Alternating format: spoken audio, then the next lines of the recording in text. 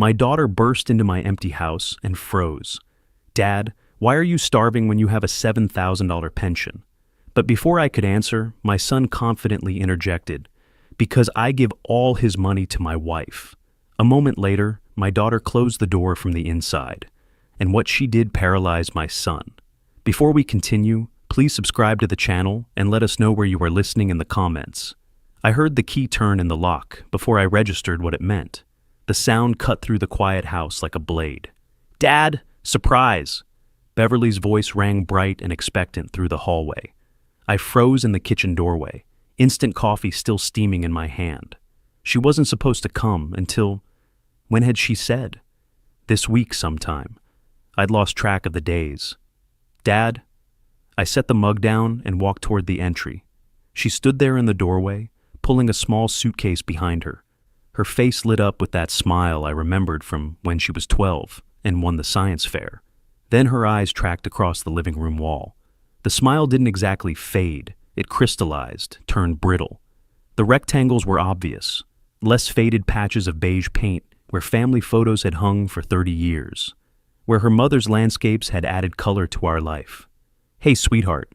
I opened my arms for a hug. She moved forward, wrapped her arms around me, and I felt the moment she registered how much thinner I'd become.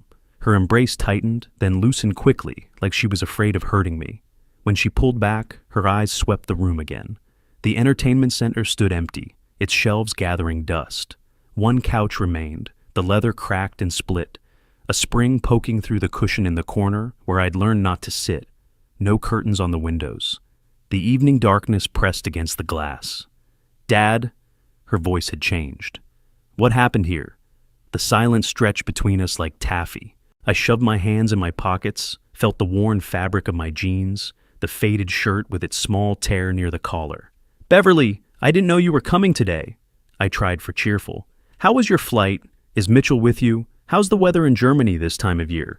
She didn't answer. She was already moving through the room, her hand trailing along the empty wall, stopping at each rectangle of brighter paint. Her fingers trembled slightly. "Where's the TV? Where are Mom's paintings?" I downsized. Simpler life, you know? The words came out rehearsed because they were. I'd practiced this conversation in my head for months, dreading the day one of my children would notice. Beverly walked past me toward the kitchen. I followed, shoulders hunching forward automatically. She opened the refrigerator. The light spilled out, illuminating her face as she took inventory. 1 carton of milk. She checked the date. I saw her eyes narrow. 3 eggs in the door, a jar of store-brand peanut butter, white bread in a plastic bag. That was it. She closed the refrigerator carefully. Opened the cabinet above the counter, generic cereal, half a box. Opened the next one, 2 cans of soup, the next, empty, the next, empty. "Dad?" She turned to face me, and I saw my daughter, the lawyer, not my little girl. "You get $7,000 pension every month. Where does it go?" $7,243 to be exact. 42 years with Phoenix Fire Department. I'd made captain, made a difference, saved lives. The pension was supposed to mean dignity. "I manage. Don't worry about me."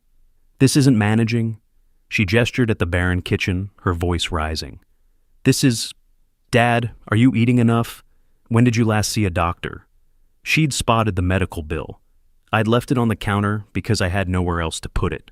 $340 for a routine checkup I'd finally gone to when the chest pains got bad. Turned out to be heartburn. Couldn't afford the prescription they gave me for that either. "I eat plenty. You sound like your mother used to." It was a low blow, invoking her mother. Beverly's face tightened. She sat down heavily on the damaged couch, and I winced as the broken spring creaked under her weight. She didn't seem to notice. "Don't deflect. Something is very wrong here." I poured water from the tap into 2 mismatched glasses.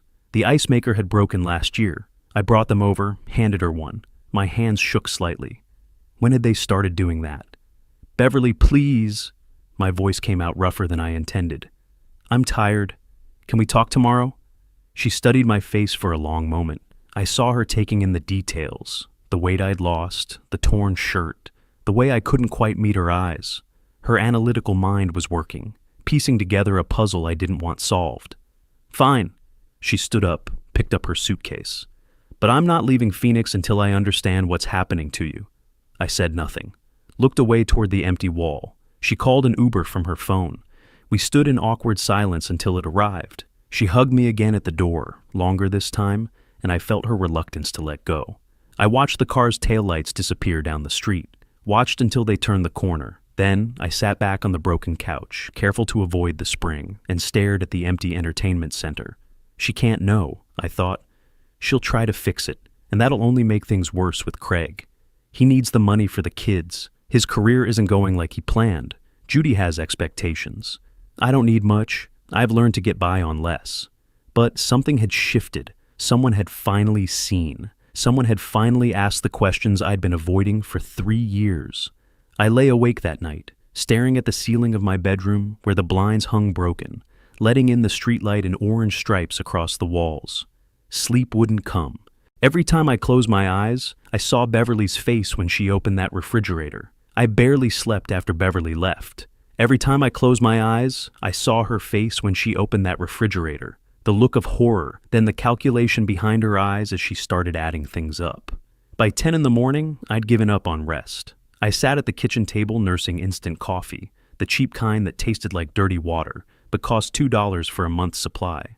Through the window, I heard a car door slam.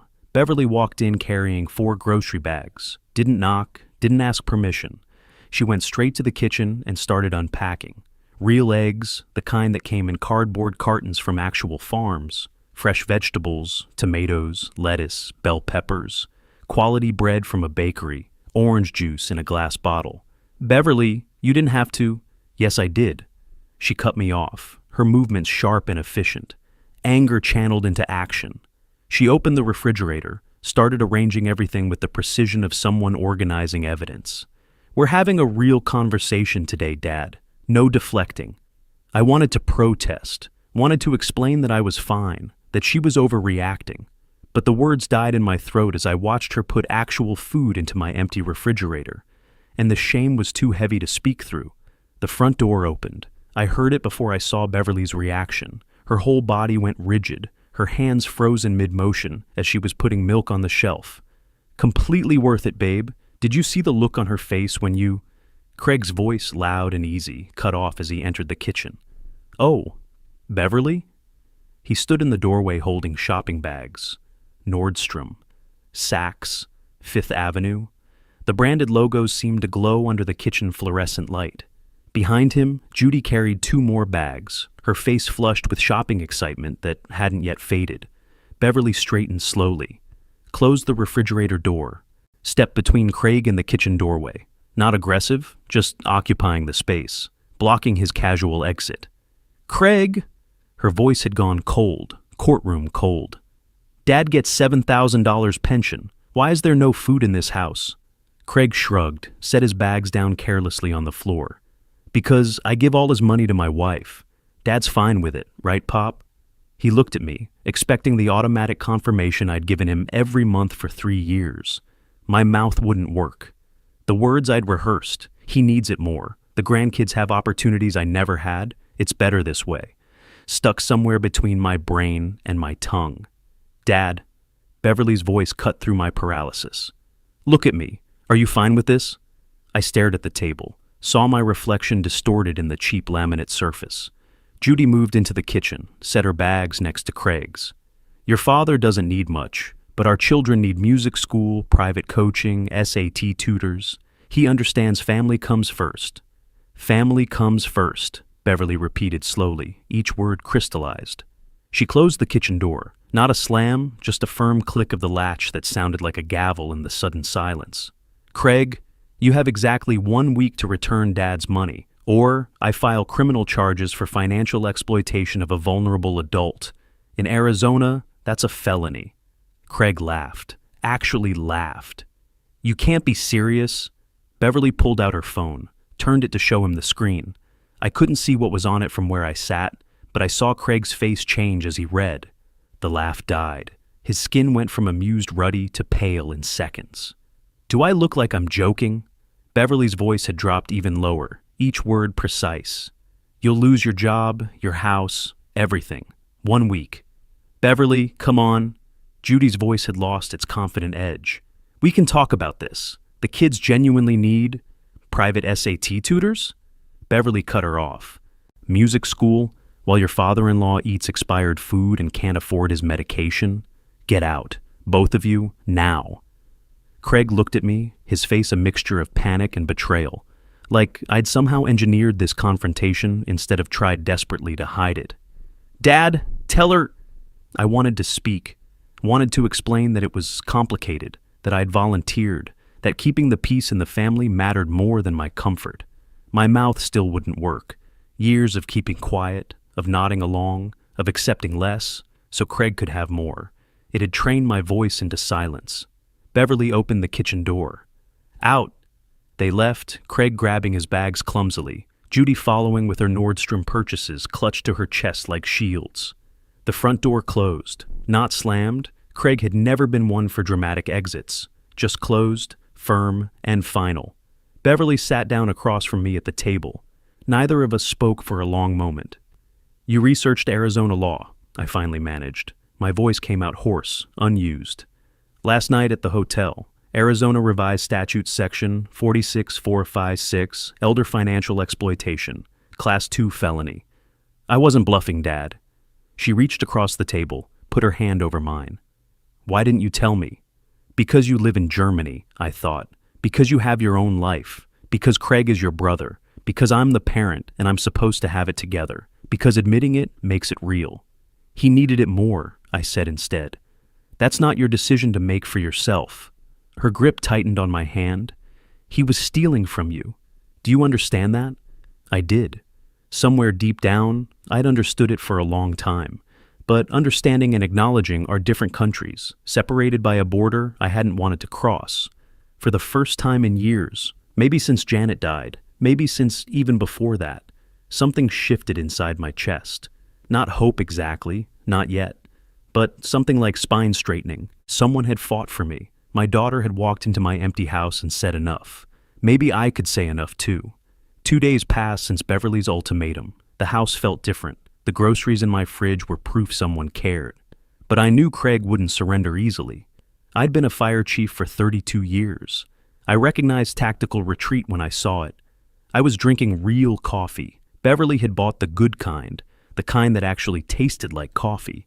When she arrived carrying a leather portfolio I'd never seen before. Ready to take control? She spread paperwork across my kitchen table. We drove to the Chase Bank branch on Camelback Road. The building looked like every other bank, but walking through those doors felt like crossing into foreign territory. The officer who helped us was a professional woman in her mid-40s, her name tag reading Samantha Chen. "Mr. Patterson, I'm setting up a personal checking account with your name only," she typed efficiently. "No joint access. Your pension will redirect here starting next month." Beverly's hand squeezed my shoulder. Silent support. No words needed. "You can add authorized users later," Chen continued, "but I recommend keeping this account solely in your name initially." "Just my name." My voice came out stronger than I expected. "That's exactly what I want." My hand shook signing the documents, but I signed them. Chen notarized each page with her official stamp, and something shifted in my chest. I was reclaiming something I'd given away, without realizing how much it had cost me. Driving back, Beverly asked, "How do you feel?" "Like I can breathe again." I forgot what that felt like. We returned home mid-afternoon. Beverly started preparing dinner. Actual dinner, chicken with vegetables, and the smell filled the house with something I'd almost forgotten. Normalcy. The possibility of comfort. The front door opened without warning. Craig entered with Emma and Lucas. Both children had tear-stained faces, eyes red and swollen. Craig's expression was calculated sadness, the kind that didn't quite reach his eyes. Emma ran to me, her small body colliding with my legs. "Grandpa, Daddy says you don't love us anymore. Why won't you help us?" Lucas followed, his voice breaking. "Are we going to be homeless?" I felt my heart crack. These were my grandchildren. I'd held them as babies, taught Lucas to ride a bike, helped Emma with her multiplication tables. Hearing their fear, even if coached, nearly destroyed my resolve. "Sweetheart, My voice broke. Beverly stood from the kitchen table, moved to the doorway. Not aggressive, just occupying the space, blocking Craig's path. Craig positioned the children in front of him like human shields. "Dad, the kids are devastated. Is this really what you want? To hurt your own grandchildren?" My hand reached automatically for my checkbook. Old reflex. Stop the pain. Make it better. I'd survived burning buildings, pulled people from wreckage, faced death without flinching, but my granddaughter's tears nearly destroyed me. Beverly caught my wrist gently. "Craig, you earn $65,000 yearly. That's more than enough for your family. My father isn't responsible for funding your lifestyle beyond your means." "You don't understand," Craig started. The front door opened again. Judy swept in, makeup smeared dramatically, tissues clutched in one hand. Perfect timing. Staged. "How are we supposed to afford anything now?" Her voice pitched high, theatrical. "We're pulling the kids from music lessons, canceling sports registration. They'll fall behind their classmates. Is that what you want, Ray? Your grandchildren to suffer?" "Private music lessons aren't necessities," Beverly cut through the performance. "Public school sports are free. SAT prep can wait until high school." Judy's face shifted, the victim act collapsing when confronted with logic. She pivoted. "You're turning him against his own son. You only care now because you want his inheritance when he dies." The words hit like physical blows. Low, intentional. Beverly pulled out her phone, turned it toward Craig. "Your dealership lists manager salaries publicly. Base $65,000 plus commission. Average Phoenix family expenses, housing, food, utilities, roughly $4,500 monthly. That leaves a surplus. You're not struggling, you're overspending." She scrolled to another screen. "You're teaching your children that emotional manipulation works, that exploiting elderly family members is acceptable. Is that really the legacy you want?"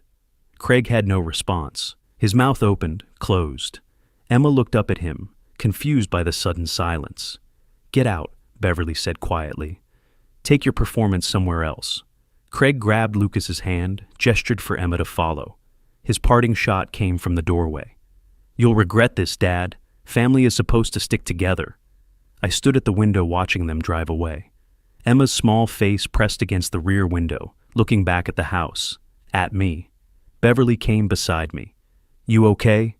I nodded slowly. The movement felt heavy, weighted with years of accumulated guilt and confusion. For the first time in years, yes. "I have to return to Germany in 3 days." She said it gently, but I felt my stomach drop. Alone again. "But before I go, I'm leaving you instructions. Everything you need to keep fighting." That night, Beverly typed while I watched. A detailed document grew on her laptop screen. Banks to call, lawyers to consult, records to keep, steps to follow. She printed it, highlighted key sections, handed it to me like a field manual. I read it 3 times before bed. 72 hours later, I stood at my doorway watching Beverly's Uber disappear toward the airport. In my hand, that document. The house felt empty again. But this time, the emptiness was different. This time, I was armed. The house felt emptier after Beverly flew back to Germany, but different than before. This emptiness was mine, chosen, not imposed. I sat at my kitchen table with her instructions spread out like battle plans. Because that's what they were. 5 days had passed since she left. Craig and Judy moved through the house like ghosts, present but separate, our conversations reduced to necessary pleasantries. They hadn't confronted me about the pension yet, but I knew they'd checked the account. I'd seen Craig's face when he came home from the bank, that tightness around his mouth. First item on Beverly's list? Find family law attorney, not someone Craig knows. I circled it with blue pen, picked up my phone. 32 years fighting fires, but making this call felt harder than running into burning buildings. My hand hovered over the screen.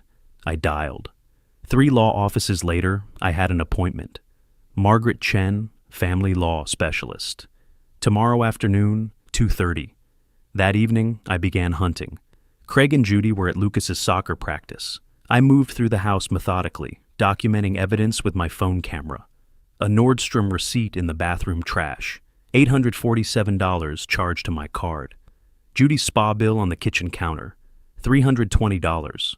A restaurant receipt from Mastro's Steakhouse tucked in Craig's jacket pocket. $286 for a Tuesday night dinner. I photographed each one, making sure dates and amounts were clear. Created a folder on my phone labeled Records, not evidence. If Craig saw my phone somehow, I didn't want him to know what I was building. The next day I drove to downtown Phoenix. The attorney's office was in a modern building near the courthouse. I parked 3 blocks away, walked the rest. Probably paranoid, but I couldn't risk Craig seeing my car at a law office. I felt ridiculous wearing sunglasses indoors, like some spy movie character. But I kept them on until the elevator doors closed. Margaret Chen's office was smaller than I expected, efficient. Her desk was clean except for a laptop and a yellow legal pad. She stood when I entered, shook my hand firmly. "Mr. Patterson, please sit." I sat straight-backed in the chair across from her desk, hands folded, fire chief posture returning without conscious thought. "How long has your son been controlling your finances?"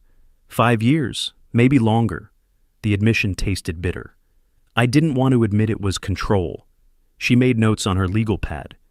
"Did he ever threaten you, physically intimidate you?" "No, he used my grandchildren, said they needed things. I couldn't say no to them." Her pen paused. She looked up, and I saw understanding in her eyes that made my throat tight.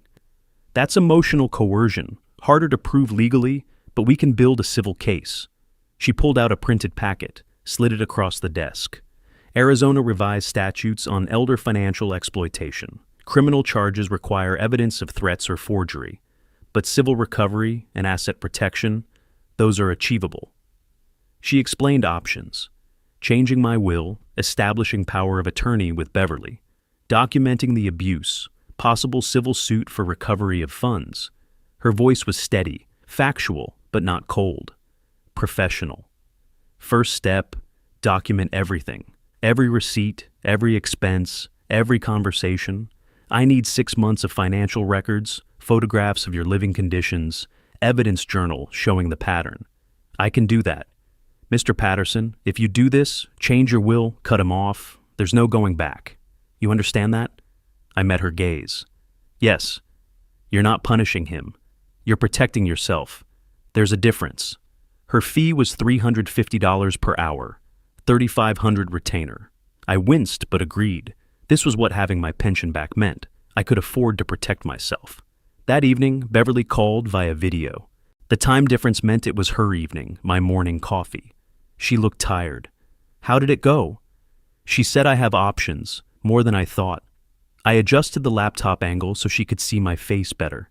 "I'm going to fight, Beverly, really fight." Over the following weeks, I became a covert investigator. When Craig and Judy left, work, errands, children's activities, I photographed evidence. Luxury clothing tags still attached in Judy's closet, never worn. Craig's golf club membership renewal notice, $2,400 annually. Children's activity schedules showing piano lessons at $200 monthly. Travel soccer at $1,800 per season. Private swim coaching at $150 weekly. I photographed my own bedroom. Single cheap lamp, worn bed sheets with holes, clothes I'd mended myself, the stitching visible and crude. The contrast was damning. I created a spreadsheet matching credit card statements to receipts, $4,800 monthly going to Craig's lifestyle, leaving me $2,200, barely livable in Phoenix. Mitchell, Beverly's husband, helped organize the data remotely, financial analyst by trade. He turned my scattered evidence into clear patterns, graphs showing the systematic exploitation over 5 years. One evening, Craig found me at the kitchen table with my laptop open. I closed it quickly, but not before he glimpsed the spreadsheet. His eyes narrowed. "What are you working on, Dad?"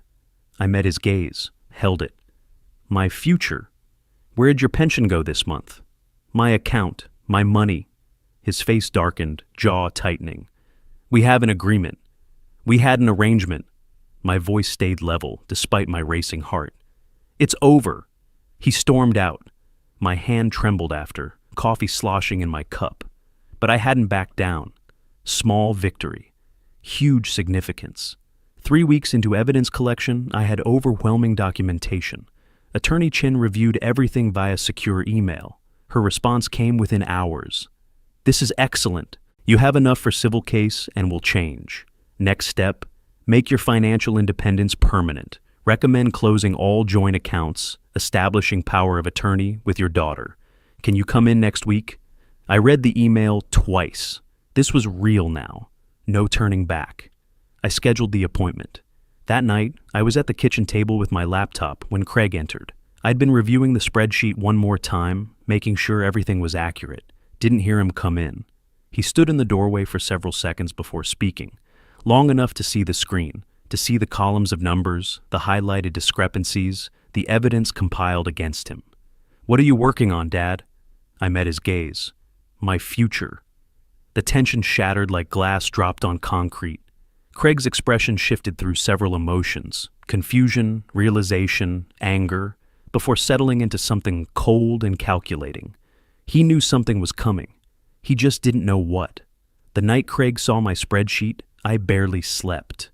I knew he suspected something, but he couldn't know how far I'd already gone. This morning, I was finishing it. Mid-April sun warmed my car as I sat in the Chase Bank parking lot, gathering courage. 3 minutes passed while I stared at the folder in my passenger seat. Attorney Chen's voice echoed in my head. "You're not punishing him.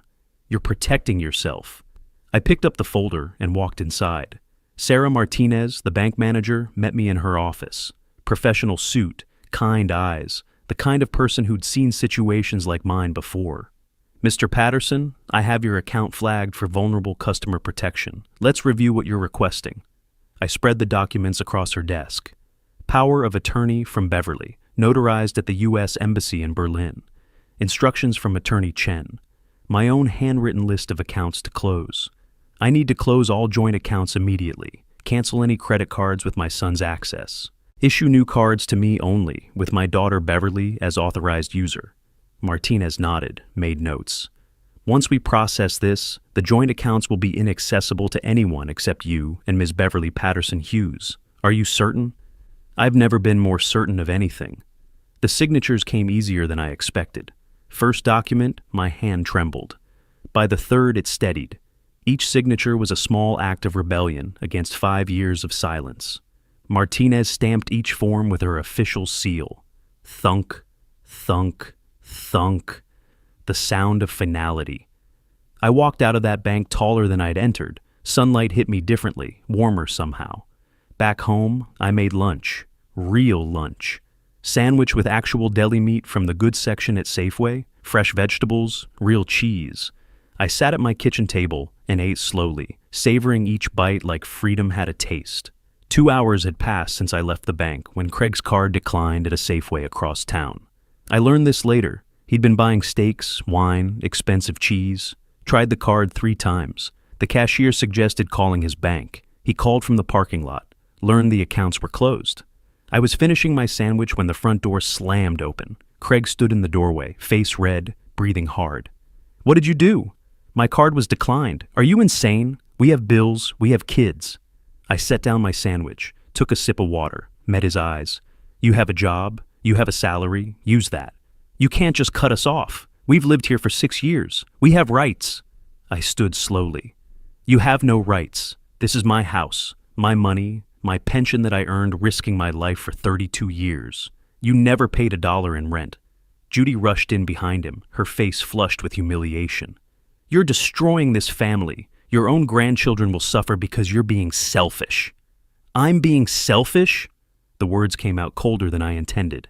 "I've eaten peanut butter for dinner while you bought $700 dresses. I declined medical appointments while Craig paid for golf club memberships." Craig paced the kitchen, pulling at his hair. His voice rose progressively, desperation bleeding through anger. "You're senile. Beverly's brainwashed you. We'll contest this. You're not mentally competent. We'll call social services. Tell them you can't care for yourself." I sat back down, picked up my sandwich, took another bite. My calm seemed to infuriate him more than any argument could have. "You have 60 days to find other housing. I'm filing eviction paperwork tomorrow. This conversation is over." Craig stormed toward the bedroom he and Judy had claimed. The door slammed hard enough to rattle the frame. 30 minutes later, Judy returned from wherever she'd Ubered after her card declined. Her humiliation had transformed into panic. "Do you know what it's like having your card declined in front of people?" I looked at her, really looked at her. "Yes, Judy, I do. I've been declining medical appointments for 3 years because I had no money. But you wouldn't know that, would you?" She had no response. Retreated to join Craig in their bedroom bunker. After they left, I sat alone. My hands shook, adrenaline crash. but underneath the trembling was steel. For 5 years, I'd let them take everything because I thought I was being a good father, a good grandfather. But good fathers don't let themselves be destroyed. Good fathers teach boundaries. I called Beverly. She was at work in Germany, took the call in a conference room. She saw my face and knew immediately. "You did it." I nodded. "How do you feel?" I considered the question. Terrified, but free. Like I just walked out of a burning building and can finally breathe. That evening, I sat in the living room, not hiding in my bedroom anymore. Behind closed doors, I heard Craig and Judy arguing, muffled shouting, Judy's crying. Craig's angry responses getting louder, then softer, then louder again. My phone rang. Unknown number. I answered. "Mr. Patterson?" The voice was smooth, condescending. "This is Robert Simmons. I represent your son, Craig. I'm calling to inform you that we'll be challenging your eviction attempt. My clients have established residency and—" I interrupted. "Tell your clients to be out in 60 days, or I'll have the sheriff remove them. My attorney is Margaret Chen." I gave him her contact information. Direct all future communication through her. I hung up. My heart pounded, but I didn't regret it. War had officially begun. Living with Craig and Judy after cutting off their money was like living on a battleship after declaring war. We orbited each other in hostile silence, but the house was mine again. I could feel it. 3 weeks had passed since the financial cutoff. Early May brought desert heat that made the tension inside feel even thicker. I was making breakfast, eggs, toast, real coffee, when the doorbell rang. Registered mail. I signed for the thick envelope, recognizing Attorney Chen's return address. Inside was the formal eviction notice. Official, legal, irrevocable. I had to serve it to Craig and Judy personally. Arizona law required direct delivery. I drove to Chen's office that afternoon. She had the paperwork spread across her desk, highlighting key sections as I arrived. Notice to vacate, citing non-payment of rent and no lease agreement. You're reclaiming your property. Arizona law is unambiguous here. Craig's attorney will fight it? Of course. He'll probably argue oral lease agreement or adverse possession. Neither applies. No rent, no lease, no rights. She leaned back in her chair. Elder financial abuse cases often involve family interference, Ray. Extended family will call. They'll hear Craig's version first. Expect that. I signed the eviction notice. My signature was firm now, no hesitation. Progression I could measure in pen strokes. Back home, I found Craig and Judy in the kitchen eating food they'd bought with Craig's actual salary. First time in years, they'd paid for their own groceries. I approached the table, extended the paperwork. This is official notice, 60 days from today. Craig snatched the paper without reading it, threw it on the table dismissively, but Judy picked it up, read it. Her face drained of color. "You're really doing this?"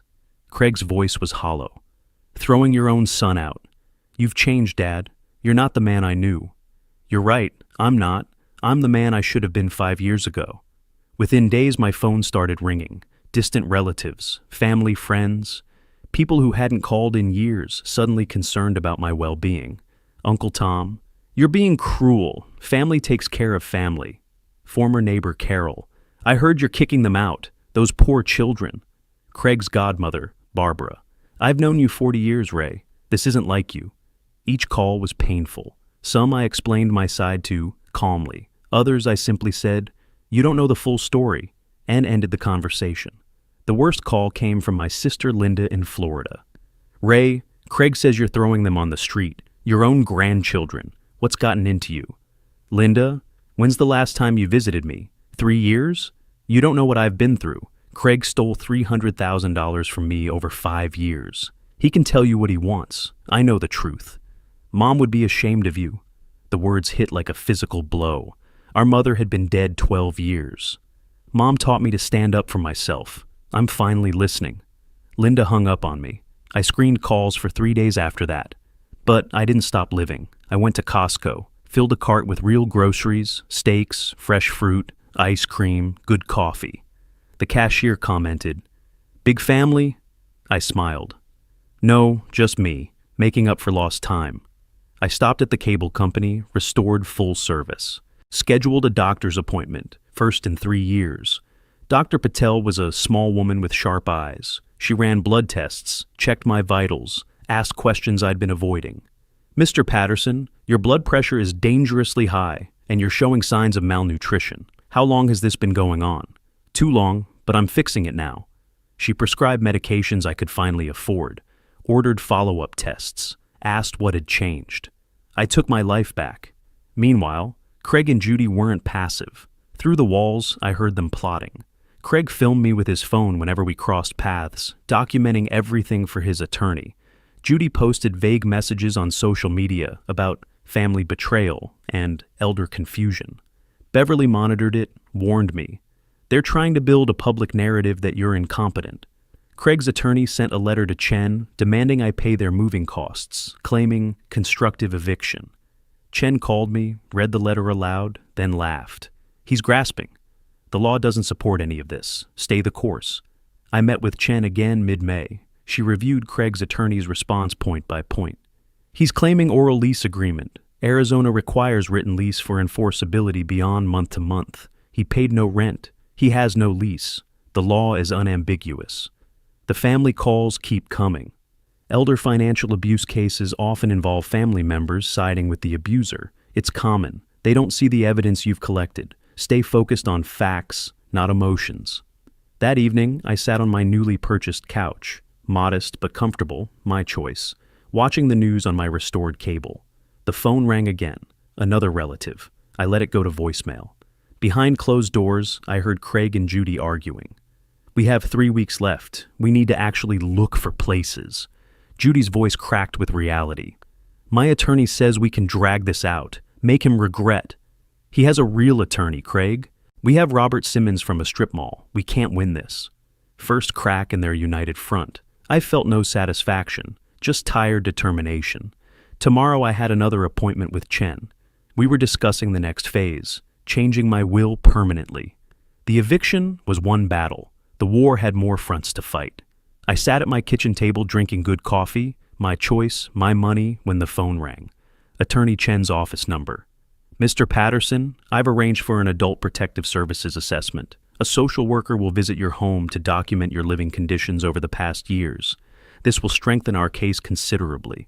My stomach tightened. A stranger judging my life, cataloging my failures.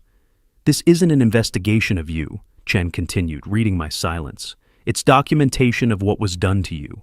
There's a difference. 2 days later, Diana Foster arrived, professional woman in her 50s, carrying a camera and iPad. She shook my hand firmly.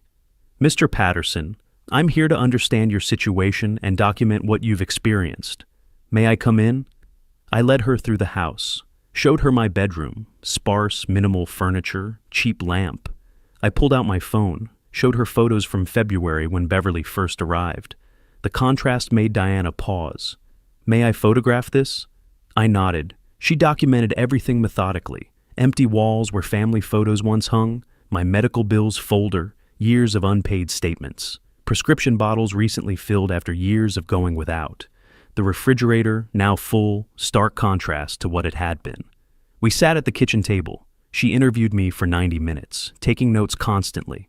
I need to ask directly. Did your son ever threaten you physically to get your money? No, he used my grandchildren, told me they needed things. I couldn't refuse them. When did you start skipping meals? I had to think.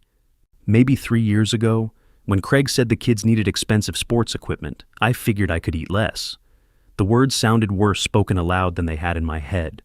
Why didn't you ask for help sooner? He's my son. My throat tightened. I kept thinking it was temporary, that he'd get back on his feet. I didn't want to admit I was being used. Diana's expression remained professional, but I saw understanding there. Mr. Patterson, you're a victim of financial elder abuse. What happened to you isn't your fault.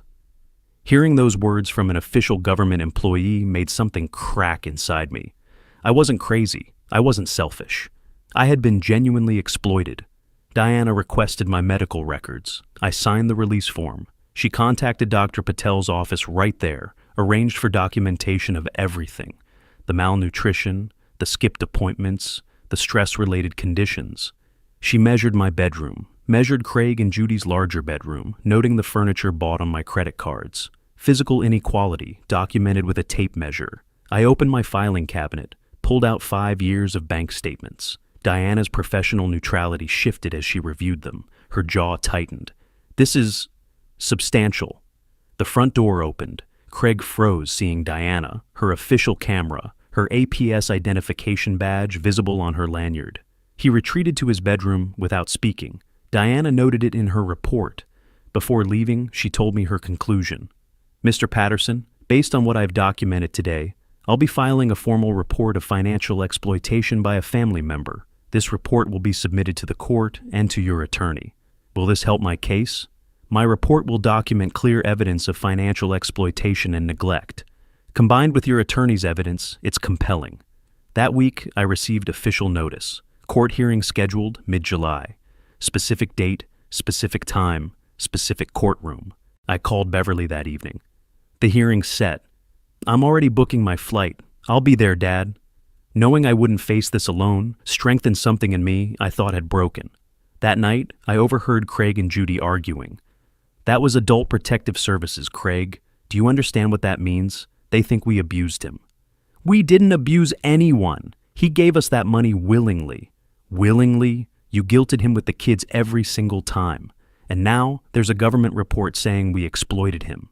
"My attorney says, your attorney is worthless. We need to try something else." 3 days after Diana's visit, Judy approached me. Craig was at work. She sat at the kitchen table, crying, possibly genuine this time. "Ray, I know things got out of hand. I know we took too much. I'm sorry. I really am.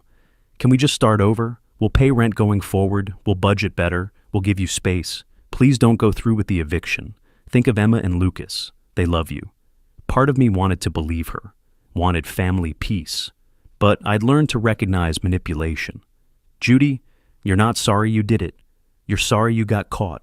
You're not apologizing for 5 years of taking my money. You're asking for another chance to keep living here rent-free." "I'm trying to make amends. What do you want from me?" "I want you to leave in 3 weeks like the court will order. Find an apartment, live on Craig's salary, learn to budget, grow up." Her tears turned to anger. "You're going to regret this. Those kids will never forgive you." "Then I'll live with that. But I won't live as your ATM machine anymore." 1 week before the hearing, I received Diana's completed report via email from Chen. 18 pages, detailed, damning, section headers, evidence of financial exploitation, documentation of neglect, medical impact assessment, photographic evidence. Chen's accompanying message: "This is excellent documentation. Combined with financial records, this significantly strengthens our position. See you in court next week." I printed the report, read every page. My life reduced to clinical language, but also validation, official confirmation. I wasn't crazy, wasn't selfish, wasn't wrong. I had been genuinely exploited. The night before the hearing, I sat on my couch, report on the coffee table. Tomorrow changed everything. Win or lose, there was no going back. I'd walked into burning buildings knowing I might not walk out. But sitting in Beverly's rental car heading to court, I was more terrified than I'd ever been fighting fires. This fire had been burning for 5 years, and today, it either got extinguished or consumed what was left of my family. Beverly parked, squeezed my hand. "You've got this, Dad. The truth is on your side." I nodded. Couldn't speak. Got out of the car. The courthouse hallway was cold despite July heat outside. I wore my best suit, bought specifically for this, first new clothes in years. Margaret Chen stood nearby, reviewing documents, 3 accordion folders on a rolling cart. Across the hallway, Craig and Judy sat with Robert Simmons. Craig alternated between angry glares and nervous fidgeting. Judy looked defeated. The bailiff called us in. Judge Elizabeth Morrison presided. Mid-60s, sharp eyes, no-nonsense demeanor. She reviewed the case summary aloud. Eviction proceeding, Patterson versus Patterson, with allegations of elder financial exploitation. Hearing it spoken officially made my hands shake. Chen presented first. Methodical. Devastating. Bank statements projected on screen. 60 months of transfers, each one documented. The total appeared in red. 340,127. Your Honor, over 5 years, the defendant transferred $340,127 from his father's accounts. The father, meanwhile, was documented by Adult Protective Services as malnourished and living in substandard conditions. Chen clicked through slides. Each click was a hammer blow. Receipt, statement, receipt, statement. The visual rhythm of exploitation. Photographs appeared on screen. My empty refrigerator from February. Judy's closet full of designer items, tags still attached. Craig's golf club membership renewal. My sparse bedroom next to their better furnished room. No commentary needed. The pictures told the story. Dr. Patel's medical affidavit was read into record. Vitamin deficiencies, weight loss, untreated hypertension, skipped cancer screening. Mr. Patterson risked his health, possibly his life, because he had no money for health care, while his son's family enjoyed spa treatments and steak dinners. Craig's attorney Simmons attempted defense, verbal agreement, gifts to grandchildren, Beverly manipulating for inheritance. Each argument sounded weaker than the last. Judge Morrison allowed Craig to testify. He claimed he was helping me manage money, that I wanted to help my grandchildren. His voice rose when questioned, became defensive. Your Honor, there's no evidence of coercion, Simmons started. Judge Morrison cut him off. Counselor, I've reviewed the social worker's report. Emotional manipulation of an elderly parent constitutes coercion under Arizona statute. Continue. The judge turned to me. Mr. Patterson Sr., did you feel you could refuse your son? My voice came out quiet but steady. No, Your Honor. He used my grandchildren. Every time I hesitated, he'd say they needed something. I couldn't say no to them. Judge Morrison removed her reading glasses, made direct eye contact with Craig. Mr. Craig Patterson, your father received $7,000 monthly. Where did that money go? To his grandchildren's education, activities, their future. Not what I asked. Where specifically did it go? Craig stammered, pointed at Beverly accusingly. She's poisoned him against us. She wants his inheritance. Judge Morrison's expression hardened.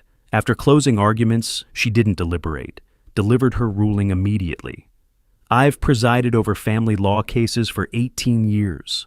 This is among the clearest examples of financial elder exploitation I've encountered. Mr. Craig Patterson, you systematically drained your father's retirement income while he lived in poverty. You used his love for his grandchildren as leverage. You provided no compensation, no care, no gratitude. Her words fell like stones. The law is unambiguous. Mr. Ray Patterson owns this property. You pay no rent. You have no lease. Your claimed oral agreement is unsupported by evidence and was obtained through emotional coercion of a vulnerable adult. Craig's face drained of color. Therefore, eviction is granted. You have 30 days to vacate the property. Additionally, I'm ordering financial restitution in the amount of $50,000, payable over 5 years at $833 monthly, beginning 60 days from today. Judy covered her face with her hands. Finally, I'm ordering that a copy of this judgment and the Adult Protective Services report be filed with the Arizona Attorney General's Elder Abuse Unit for their review regarding potential criminal charges. The gavel struck. I exhaled a breath I didn't know I'd been holding. Beverly hugged me. I was shaking. Chen packed her documents, satisfied. Across the room, Craig sat frozen. Judy was crying, genuine this time. Craig looked at me across the courtroom. Our eyes met. I expected hatred. Instead saw broken confusion, as if he still didn't understand how it came to this. I looked away first. Outside, afternoon sun was brutal. Beverly and I sat on a concrete bench near the courthouse steps. Neither of us spoke for several minutes. How do you feel? She finally asked. I considered the question, like I just put out a 5-year fire, exhausted, relieved, and sad. He's still my son. I didn't want it to end this way. Beverly nodded. But it had to end. Yes, it had to. We sat watching people enter and exit the courthouse. Divorces, custody battles, evictions, everyone fighting someone. This wasn't victory, it was survival. And survival was enough. Tomorrow, Craig and Judy would begin packing. In 30 days, my house would be mine alone again. The house had become a silent war zone. Craig and Judy moved through rooms like ghosts, packing boxes, making phone calls to apartment complexes, never speaking to me. I'd won in court, but living with them during these final weeks felt like occupying enemy territory. The tension was physical, You could feel it pressing against your skin when you walked from room to room. Tomorrow, I would make the victory permanent. I sat at my kitchen table, reviewing the estate attorney's intake questionnaire. Questions about assets, beneficiaries, funeral wishes. Stark reminder of mortality, but also opportunity to control my legacy. Each question forced me to confront what I was leaving behind and who deserved to receive it. Thomas Wright's office was downtown, modern building with pale gray walls. He was my age, maybe older, with kind eyes that had seen their share of family conflicts. The kind of eyes that didn't judge, just witnessed. "Mr. Patterson, you're certain about this distribution? Once you sign, this becomes your legal will." I looked at the document spread before me. My current will, written 15 years ago when Janet was still alive and Craig was a son I trusted, split everything 50-50 between Craig and Beverly. That version of our family felt like ancient history now. "I'm certain. My son stole my retirement. He doesn't deserve my death too." The words sounded harsh, spoken aloud. But they were true. Wright didn't flinch. He explained the disinheritance clause in careful legal language. $1 with explicit reason. Due to financial exploitation of testator during 2019-2025, as documented in Maricopa County Superior Court. Clinical language for 5 years of systematic theft. If he contests, this language will make it difficult to prevail. You're stating clear intent. The court case provides documentation. This isn't an oversight. Good. I want it clear this wasn't senility or confusion. This was choice. I signed 3 copies. My hand was steady. The pen moved smoothly across each signature line. 1 copy for my safe deposit box. 1 for Beverly. 1 for Wright's files. The notary public witnessed each signature, her stamp thudding against the paper. Official, final, irrevocable. Wright sent a certified letter to Craig that afternoon. Arizona law didn't require it, but it prevented future claims of a hidden will. 3 days later, I was making coffee when the mail carrier pulled up. I watched from the kitchen window as she walked to the door with the distinctive green certified mail slip. Watched Craig answer in his rumpled work clothes, sign for the letter, tear it open right there on the doorstep. His body language changed instantly. The casual way he'd opened it shifted to rigid stillness. I saw him read the first page, then the second. His face went pale. He came inside holding the letter like it might burn him. Walked past me without speaking, without looking. His bedroom door closed with a controlled click that was somehow worse than a slam. Muffled shouting followed, Judy's voice high and sharp, Craig's defensive and rising. I couldn't make out words, just the rhythm of accusation and denial. 2 days before moving day, I encountered him in the hallway. We'd been avoiding each other, but the house was only so big. "You really sent me a copy of your will?" His voice was quiet, dangerous. "You couldn't even wait until you were gone to twist the knife?" "It's not about punishment, Craig. It's about consequences. You made choices. This is what they cost." He stared at me for a long moment, struggling to find words. Finally, he just shook his head and walked away. Through the bedroom wall that night, their argument was clearer. "Your father left you $1, Craig. $1. Do you understand we've lost everything because you couldn't stop taking his money? He had plenty. We needed nothing. I needed designer bags. You needed to look successful. And now we're moving into an apartment that smells like mildew." Moving day arrived with harsh morning sunlight. The U-Haul backed into the driveway at 7:30. I stayed in my bedroom with the door closed, reading a book I wasn't absorbing, just waiting for it to be over. Heavy furniture scraped across floors. Boxes dropped with hollow thuds. Judy directed the movers Craig had hired. 2 young guys who worked quickly, probably sensing the tension. Then I heard the children's voices. Emma and Lucas, confused about the move. Emma asking, "Why can't we stay here? This is our home." Judy's response was sharp. "Because your grandfather wants us to leave." It broke my heart, but emerging would only make it worse. Truck doors slammed repeatedly over 2 hours. Finally, silence. The engine started with a diesel rumble. I walked to the living room window, watched the U-Haul lumber down the street. Craig's sedan following. Watched them turn the corner. Disappear. The house settled into quiet, so complete it felt unnatural. I sat on my bed for 10 minutes, not moving, just breathing, then stood and walked through the house, empty spaces where their furniture had been. Carpet showed indentations from years of weight, cleaner than it had been in years. Mine. Finally, completely mine. That evening, my phone buzzed. Text from Craig. Dad, I know you're angry. I understand why. I made mistakes. Big ones. But I'm still your son. Emma and Lucas are still your grandchildren. Can we find a way forward? I'm genuinely sorry for how things went. Please respond. I read it 3 times. The father part of me, the part that remembered teaching him to ride a bike, helping with homework, wanted to respond. Wanted to believe Craig finally understood. But I'd learned to recognize manipulation's patterns. The text didn't say, I'm sorry I stole from you.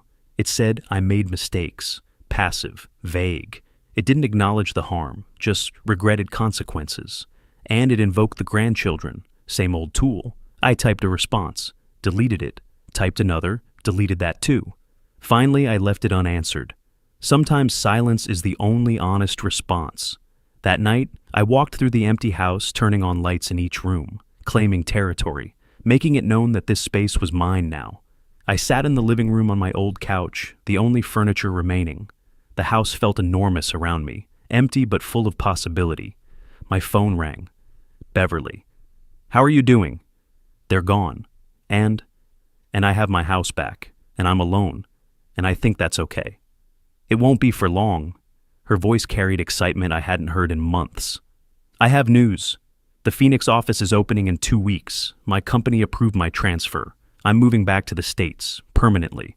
Something tight in my chest loosened. Really? Really, Mitchell will stay in Germany for now, visit monthly. But I'm coming home, Dad. We're going to fix up that house, make it yours again. Fresh start. I looked around at empty walls, worn carpet, old couch with its familiar spring, nodded even though she couldn't see. Fresh start, I like the sound of that. 2 weeks of living alone in the house had been strange, peaceful but hollow, like living in a museum of my own life. I'd established routines, coffee on the patio at sunrise, reading, simple meals. But everything felt temporary. Today, that changed. Beverly was coming home, not for a visit, but for good. I parked at Phoenix Sky Harbor, watching planes descend through desert heat. Her text came, landed, baggage claim in 10. I drove to the terminal, saw her emerge with 2 large suitcases, waving when she spotted me. She looked different, lighter, excited. I hadn't felt this hopeful in years. Inside the house, Beverly walked slowly through each room. I watched her take in the emptiness, bare walls, worn carpet, years of neglect visible everywhere, her jaw set with determination. It's emptier than I expected, but it's yours now, really yours. How does that feel? Like I'm living in potential. Everything here can be what I choose now. Then let's choose. We're fixing this, Dad. We drove to furniture stores. At a showroom, the salesman showed us a sectional, deep gray fabric, comfortable cushions. On sale, $3,200, delivery included. I hesitated. Old habit. $3,000 was nearly half a month's pension. Dad, Beverly's voice was firm. Stop calculating poverty math. You can afford this. Buy the couch you actually want. I ran my hand along the fabric, sat down, sank into cushions that didn't poke springs into my back. We'll take it. Over 2 weeks, we transformed the house. Bought paint. Beverly chose warm tan for the living room. We painted together, laughing when paint speckled our clothes. The sectional arrived on day 3. I sat on it that evening, Beverly beside me, and felt something inside me unclench. We assembled IKEA furniture, bookcases, kitchen table, nightstand. Instructions spread across the floor, moments of frustration, then satisfaction when pieces clicked together. Normal activities. Family working towards something good. Beverly insisted on plants. Empty house needs life. We bought 4, 2 for living room windowsills, 1 for kitchen, 1 for my bedroom. They're resilient, she said. They'll grow if you give them what they need. I understood the metaphor. We hung family photos she'd brought from Germany, me and Janet at our wedding, Beverly as a child, Craig's high school graduation photo. That one hurt, but Beverly insisted. This is who he was, not who he became. You're allowed to remember both.